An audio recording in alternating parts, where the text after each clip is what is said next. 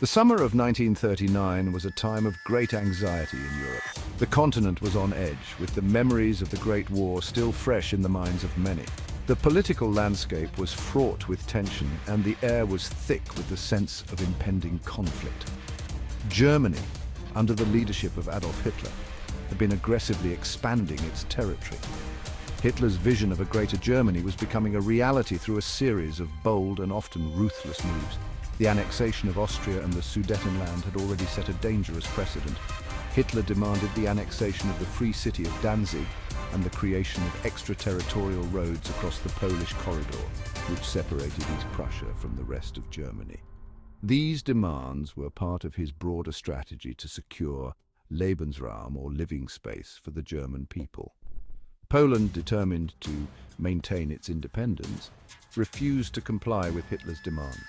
The Polish government, aware of the threat posed by Nazi Germany, began to mobilize its forces and prepare for the possibility of war. Tensions between Germany and Poland reached a fever pitch. Diplomatic efforts to resolve the crisis were failing, and the world watched with bated breath as the situation deteriorated. European leaders held frantic meetings, hoping to avert a full-scale war. On September 1st, 1939, the world watched in horror as Germany unleashed its military might upon its neighbor. The invasion was swift and brutal, catching many by surprise. At dawn, German forces, in a coordinated attack by land, sea and air, stormed across the border into Poland. The blitzkrieg, or lightning war strategy employed by the Germans, was devastatingly effective, overwhelming Polish defenses. This act of aggression marked the beginning of World War II, a conflict that would engulf the globe and leave an indelible mark on human history.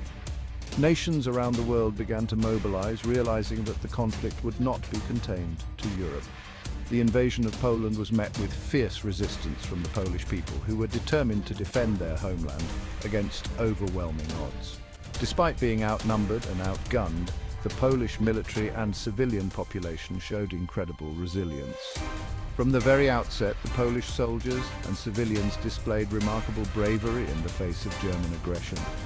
Stories of heroism and sacrifice emerged from the chaos as ordinary people took up arms to defend their country. One particular site of this early resistance, and a testament to the indomitable spirit of the Polish people, was the Westerplatte Peninsula. Here, a small garrison of Polish soldiers held out against a vastly superior German force for 7 days, becoming a symbol of national pride and defiance. As the conflict escalated, the impact on civilians was profound. Families were torn apart, cities were devastated, and the spectre of war loomed over every aspect of daily life. The world was plunged into a darkness that would last for 6 long years. The invasion of Poland not only marked the beginning of World War II, but also set the stage for a series of alliances and conflicts that would shape the course of the 20th century. The world would never be the same again, as nations were drawn into a struggle for survival and dominance. The devastation wrought by the war was immense, leaving scars that would take generations to heal. The bravery and resilience of those who lived through these times serve as a poignant reminder of the cost of conflict and the enduring human spirit. The human cost of the invasion was staggering. Thousands of Polish soldiers and civilians lost their lives in the initial onslaught. Cities were reduced to rubble, and countless families were displaced. The losses were a grim testament to the horrors of war and the resilience of the human spirit in the face of unimaginable adversity. Situated at the mouth of the Vistula River near the strategically important port city of Danzig, this area was a focal point of tension in the lead-up to World War II. The city of Danzig, now known as Gdansk, was a free city under the League of Nations, but it was coveted by both Germany and Poland due to its strategic and economic significance. Westerplatte was a seemingly insignificant peninsula that would become a symbol of Polish resistance. This narrow strip of land, though small in size, held immense strategic value. It was here that the first shots of World War II in Europe were fired, marking the beginning of a brutal conflict that would engulf the entire continent. This small piece of land, a Polish military transit depot, was thrust into the spotlight of history in those fateful days of September 1939. As the world watched in horror, the events at Westerplatte would set the stage for the global conflict that was to come. The depot was a crucial point for the Polish military, serving as a gateway for supplies and reinforcements. Westerplatte was manned by a small contingent of approximately 200 Polish soldiers under the command of Major Henryk Sukarski.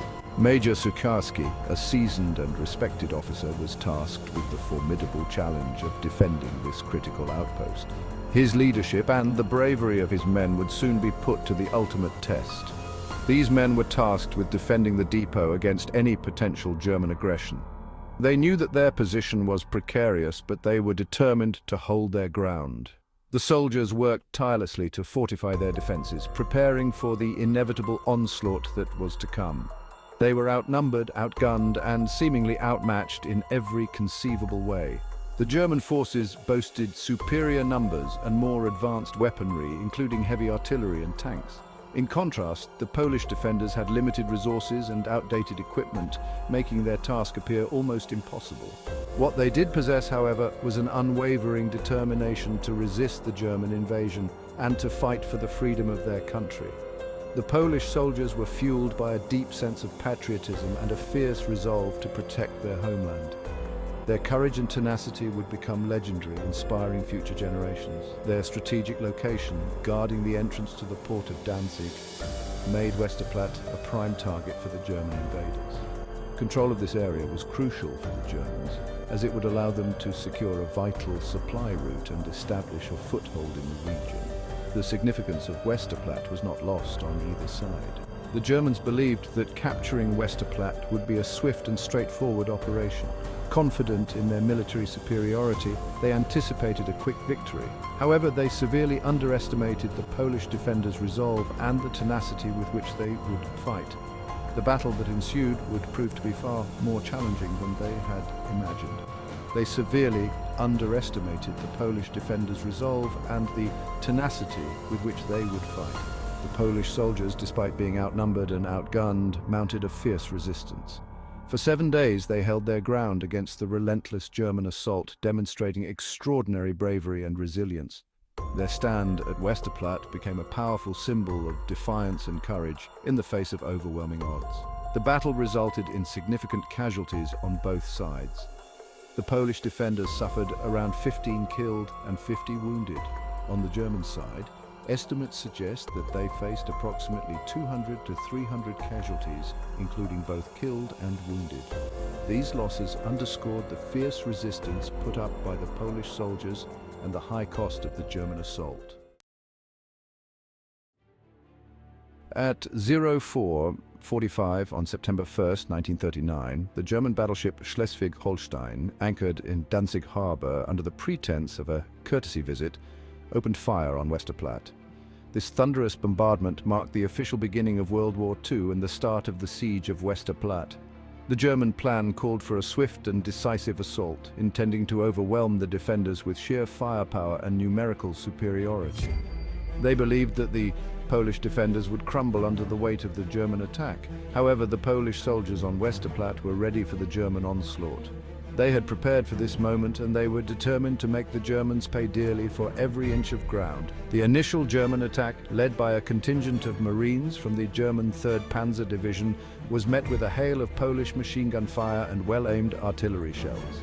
The Polish defenders, fighting from fortified positions, inflicted heavy casualties on the attacking Germans, repelling the first wave of assault and throwing the German timetable into disarray.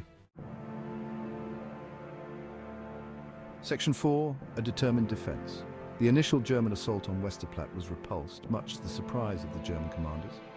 The Polish garrison, though small in number, displayed an unexpected level of resistance that caught the Germans off guard. They had not anticipated such fierce resistance from the small Polish garrison. The German forces, confident in their superior numbers and firepower, were taken aback by the tenacity and skill of the Polish defenders. The defenders of Westerplatte, outnumbered and outgunned, fought with incredible bravery and determination.